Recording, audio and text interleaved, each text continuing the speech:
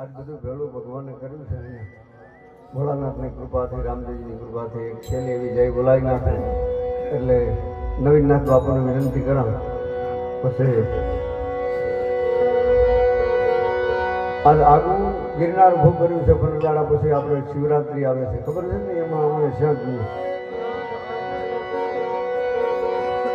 ગિરનારી મહારાજ કી જય હો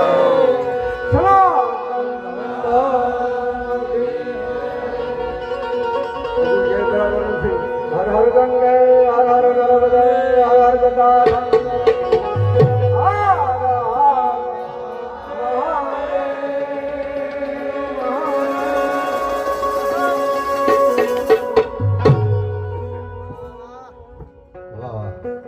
બધાઓ રામદાસ બાપુ તાળીથી વધાવો કારણ કે આ તો રામદાસ બાપુનો પ્રેમ છે કારણ કે પ્રેમને વાંચા ન હોત તો જગત જોગી બની જાત